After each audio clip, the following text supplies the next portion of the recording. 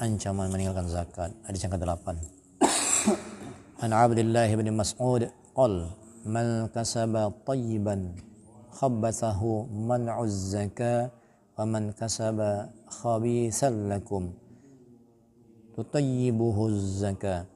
Dari Abdullah bin Mas'ud radhiyallahu anhu, dia berkata, barang siapa mendapatkan harta yang halal tapi zakat tidak ditunaikan, maka dia telah menjadikan hartanya tidak bersih, tidak halal. Dan barang siapa menghasilkan harta yang haram, maka bila dizakatkan tidak akan membersihkan hartanya. Hadis riwayat Tabrani. Dari Abdullah bin Mas'ud radhiyallahu anhu berkata, barang siapa mendapatkan harta yang halal tapi zakatnya tidak ditunaikan, maka dia telah menjadikan hartanya tidak bersih, tidak halal.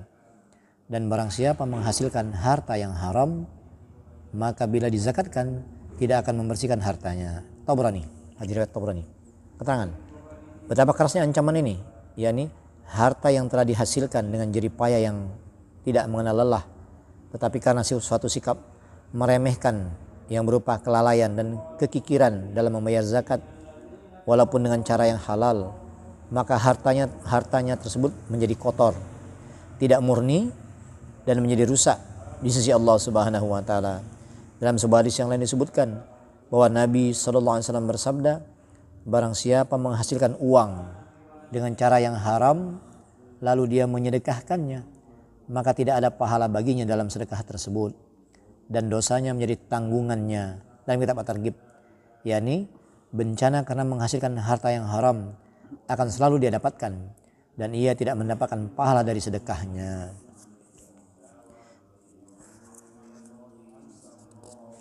An Asma binti Yazid anna Rasulullah SAW qala ayyuma imra'atin taqalladat qiladatan min dhahabin qullidat fi unukiha mislahu minan nar yaumal qiyamah wa ayyuma imra'atin ja'alat fi uduniha khursan min dhahabin ju'ila fi uduniha misluhu minan nar yaumal qiyamah. Asma binti Yazid radhiyallahu anha berkata bahwa Rasulullah SAW bersabda, wanita mana saja yang memakai kalung emas di lehernya, maka akan dikalungkan di lehernya api yang setara dengan kalung emas tersebut pada hari kiamat. Dan wanita mana saja yang memakai anting-anting emas di telinganya, maka pada hari kiamat akan dipakaikan anting-anting yang serupa yang terbuat dari api neraka. Hadis riwayat Abu Dawud, Nasa'i. Asma binti Yazid radhiyallahu anha berkata bahwa Rasulullah SAW bersabda, wanita mana saja yang memakai kalung emas di lehernya, maka akan dikalungkan di lehernya api yang setara dengan kalung emas tersebut pada hari kiamat.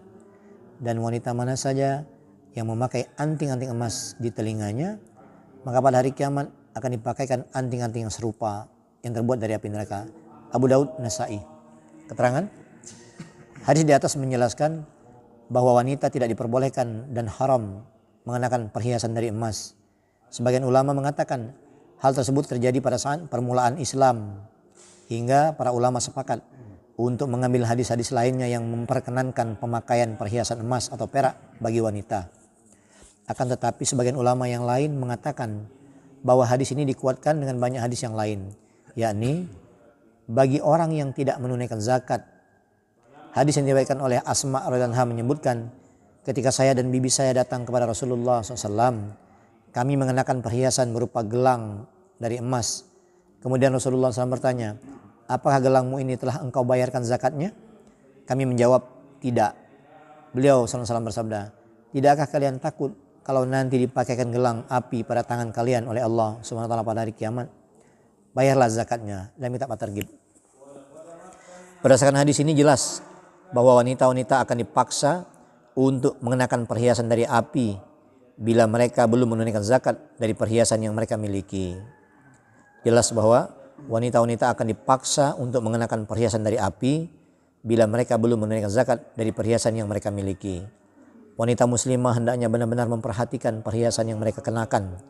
Seandainya tidak, maka perhiasan-perhiasan yang menghiasi diri mereka pada hari ini akan menjadi api jahanam yang akan menyiksa tubuh mereka pada hari kiamat nanti. Hadis ini menerangkan bahwa Asma radhiyallahu anha belum mengeluarkan zakat dari perhiasan yang dipakainya. Hal tersebut mungkin terjadi karena pada saat itu belum mengetahui hukum tentang zakat perhiasan. Karena dalam hadis yang lain, ia pernah menanyakan hal yang sama. Atau mungkin ia menganggap bahwa perhiasan merupakan kebutuhan pokok atau sesuatu yang lazim bagi wanita. Padahal perhiasan bukanlah kebutuhan pokok, tetapi hanyalah merupakan kebutuhan tambahan saja. Sesuai dengan pengertian ini, maka hal tersebut tidak hanya dikhususkan pada perhiasan emas, tapi juga pada perhiasan dari perak. Aisyah radhiyallahu anha berkata, pada suatu hari Rasulullah SAW datang ke rumah saya. Ketika itu saya sedang memakai gelang perak di tangan saya. Rasulullah SAW bersabda, apakah ini wahai Aisyah? Aisyah radhiyallahu anha berkata, saya mengenakan gelang ini untuk mempercantik diri saya untuk engkau. Rasulullah SAW bertanya, apakah kamu telah membayar zakatnya? Aisyah radhiyallahu anha berkata, belum. Rasulullah SAW bersabda, cukuplah ini untuk memasukkan dirimu ke dalam api jahanam. Dalam kitab At-Targhib. Selain sebab-sebab sebagaimana yang telah disebutkan dalam hadis sebelumnya, juga ada alasan lainnya mengapa Rasulullah SAW tidak menyukai wanita yang mengenakan gelang perak. Mungkin hal ini karena biasanya perhiasan perak itu ringan dan beratnya kurang dari batas zakat yang ditentukan. Dari hadis ini dapat dipahami bahwa walaupun sebuah perhiasan itu kecil, bila dipakai bersamaan dengan perhiasan lainnya, maka dapat mencapai nisab zakat hingga zakat wajib ditunaikan oleh pemakainya. Dalam hadis yang lain diriwayatkan bahwa seorang wanita telah datang kepada Rasulullah SAW dengan ditemani anak perempuannya yang mengenakan 2 gelang emas besar di tangannya. Rasulullah SAW bertanya kepadanya, apakah kamu sudah membayar zakatnya? Ia menjawab, belum. Kemudian Rasulullah SAW bersabda, apakah kamu senang jika pada hari kiamat Allah Subhanahu wa taala memakaikan kepadamu 2 gelang api besar sebagai ganti gelang-gelang ini?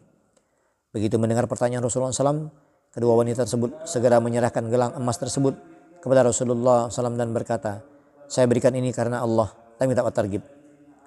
Inilah pembelanjaan istimewa yang terjadi di kalangan laki-laki dan wanita sahabat radhiyallahu anhum.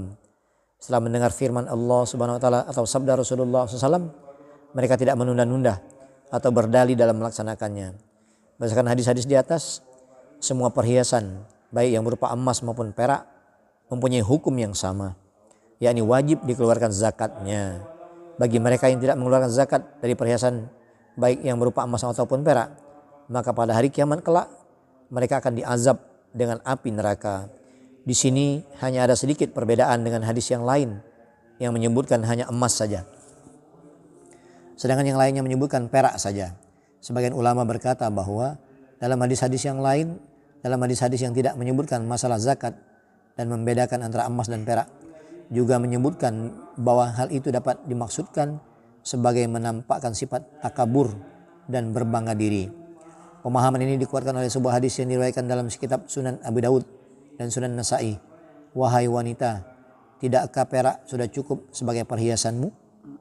Ingatlah, siapapun wanita yang menghiasi diri dengan perhiasan emas dan menampakkannya, ia akan diazab karenanya.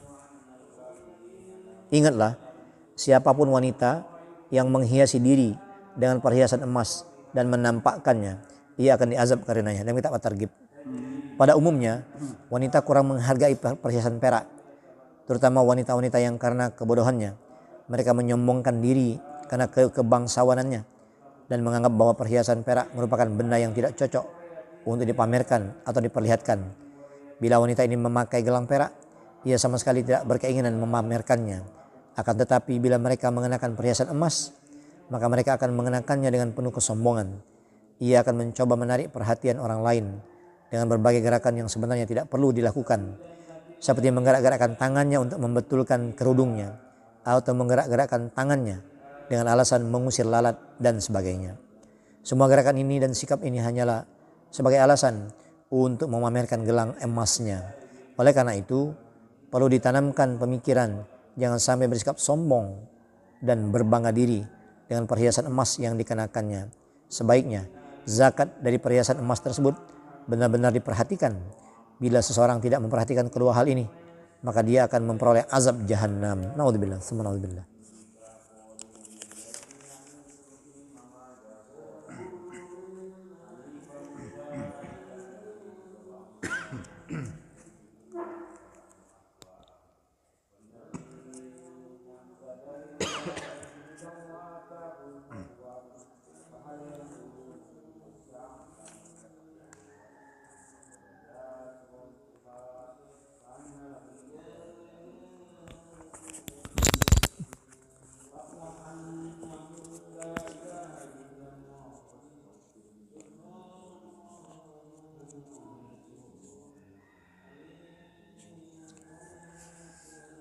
Al-Abi Qatadah radhiyallahu anhu qala sami'tu Rasulullah sallallahu alaihi wasallam yaqul man sarrahu ayyun jiyahullahu min qurabi yaumil qiyamah falyunaffis am mu'syirin aw yadha' anhu rawahu Muslim. Dari Abu Qatadah radhiyallahu anhu berkata, aku mendengar Rasulullah sallallahu alaihi wasallam bersabda, barang siapa ingin diselamatkan Allah dari kesulitan hari kiamat, hendaknya dia memberi kelonggaran pembayaran utang kepada orang yang tidak mampu membayar atau menghapus sebagian dari utangnya. Hadirin Muslim. Jadi Abu Qatadah radhiyallahu anhu berkata, aku mendengar Rasulullah sallallahu alaihi wasallam bersabda, barang siapa ingin diselamatkan Allah dari kesulitan-kesulitan hari kiamat, hendaknya dia memberi kelonggaran pembayaran utang kepada orang yang tidak mampu membayarnya atau menghapus sebagian dari utangnya. Hadirin Muslim. An Anas radhiyallahu anhu qala khadamtun Nabi sallallahu alaihi wasallam asyra sinina bil madinati wa ana ghulamul laisa kullu amri kama yastahini sahibi ay yakuna alaihi ma qala li fiha uffin qattu wa ma qala li lima fa'alta hada am alla fa'alta hada. Dari Anas radhiyallahu anhu berkata, aku telah melayani Nabi sallallahu alaihi wasallam selama 10 tahun di Madinah. Sedangkan aku adalah seorang anak yang tidak semua perbuatanku sesuai dengan yang diinginkan sahabatku Rasulullah SAW. Beliau sama sekali tidak pernah berkata hus dan tidak pernah berkata kepadaku, mengapa kamu lakukan ini? Atau mengapa itu tidak kamu lakukan? Hadis riwayat Abu Daud. Dari Anas radhiyallahu anhu dia berkata, aku telah melayani Nabi sallallahu alaihi wasallam selama 10 tahun di Madinah. Sedangkan aku adalah seorang anak yang tidak semua perbuatanku sesuai dengan yang diinginkan oleh sahabatku Rasulullah SAW. Beliau sama sekali tidak pernah berkata hus dan tidak pula pernah berkata kepadaku, mengapa kamu lakukan ini?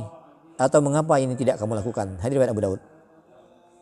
An Abi Hurairah radhiyallahu anhu anna rajulan qala lin Nabi sallallahu alaihi wasallam ausini qala la taghdab faraddada miraran qala la taghdab. Dari Abu Hurairah radhiyallahu anhu bahwasanya seorang laki-laki berkata kepada Nabi sallallahu alaihi wasallam, nasihatilah aku. Beliau bersabda, jangan marah. Kemudian dia mengulangi lagi beberapa kali dan beliau tetap menjawab, jangan marah. Hadis riwayat Bukhari. Dari Abu Hurairah radhiyallahu anhu bahwasanya seorang laki-laki berkata kepada Nabi sallallahu alaihi wasallam, nasihatilah aku. Beliau bersabda, jangan marah. Kemudian ia mengulanginya beberapa kali dan beliau tetap menjawab, jangan marah. Hadis riwayat Bukhari. An Abi Hurairah radhiyallahu anhu anna Rasulullah sallallahu alaihi wasallam qala laisa asy-syadid bisur'ati innama asy-syadidul ladzi yamliku nafsahu indal ghadab. Dari Abu Hurairah radhiyallahu anhu bahwasanya Rasulullah SAW bersabda, orang yang kuat bukanlah orang yang selalu menang bergulat. Sesungguhnya orang yang kuat adalah orang yang mampu menguasai dirinya ketika dia marah. Hadis riwayat Bukhari. Dari Abu Hurairah radhiyallahu anhu bahwasanya Rasulullah sallallahu alaihi wasallam bersabda, orang yang kuat bukanlah orang yang selalu menang dalam bergulat. Sesungguhnya orang yang kuat adalah orang yang mampu menguasai dirinya ketika dia marah. Hadis riwayat Bukhari. An Nabi Dzarrin radhiyallahu anhu qala inna Rasulullah sallallahu alaihi wasallam qala lana idza ghadiba ahadukum wa huwa qa'im falyajlis fa in dhahaba anhu al-ghadab wa illa falyadtaji'. Dari Abu Dzar radhiyallahu anhu berkata, sesungguhnya Rasulullah SAW bersabda kepada kami, bila salah seorang di antara kalian marah dalam keadaan berdiri, maka hendaknya dia duduk. Jika kemarahannya telah hilang, maka cukuplah dia duduk. Jika tidak, hendaklah dia berbaring. Hadis riwayat Abu Daud. Dari Abu Dzar radhiyallahu anhu berkata, sesungguhnya Rasulullah SAW bersabda kepada kami, bila salah seorang di antara kalian marah dalam keadaan berdiri,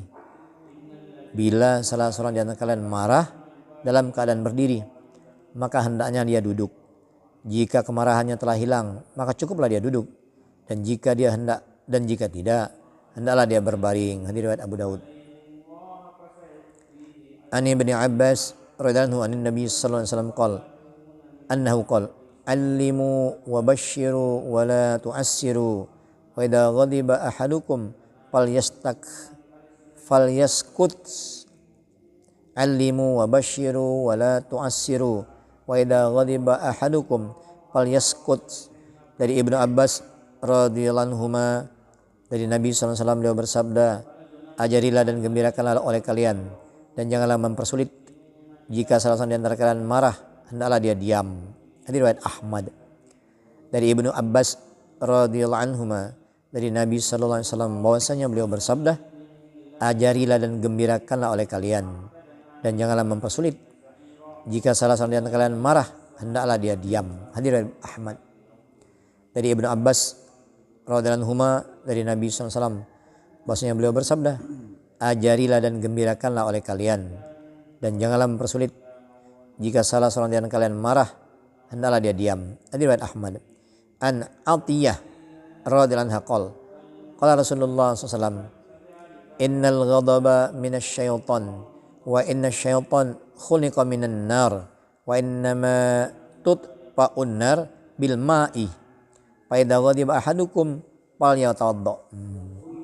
Dari Atiyah radhiyallahu anhu, ia berkata Rasulullah SAW bersabda, sesungguhnya kemarahan itu dari syaitan, sedangkan syaitan diciptakan dari api dan api bisa dipadamkan dengan air.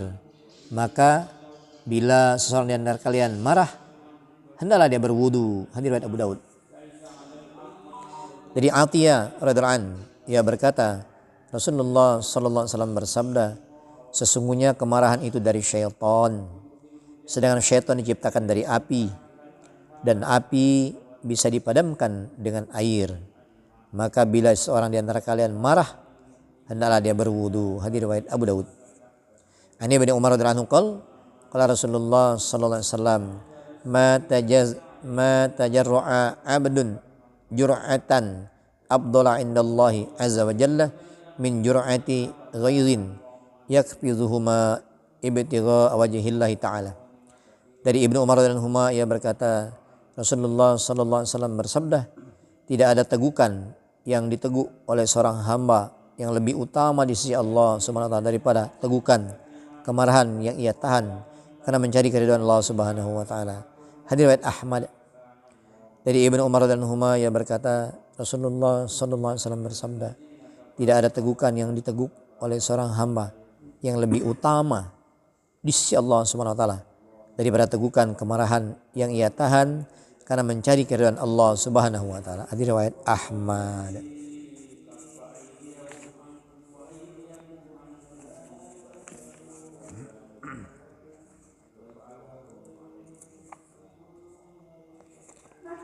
An Anas bin Malik radhiyallahu anhu Nabi sallallahu alaihi wasallam qala bihasabin mri'im minar syarr bil asabi' fi dini aw dunya illa man asamahullah.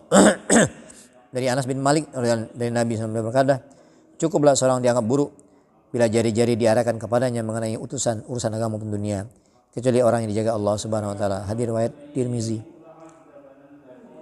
Dari Anas bin Malik radhiyallahu anhu dari Nabi SAW beliau bersabda, cukuplah seseorang dianggap buruk bila jari-jari diarahkan kepadanya mengenai urusan agama maupun urusan dunia, kecuali orang yang dijaga Allah Subhanahu wa taala. Hadis riwayat Tirmizi.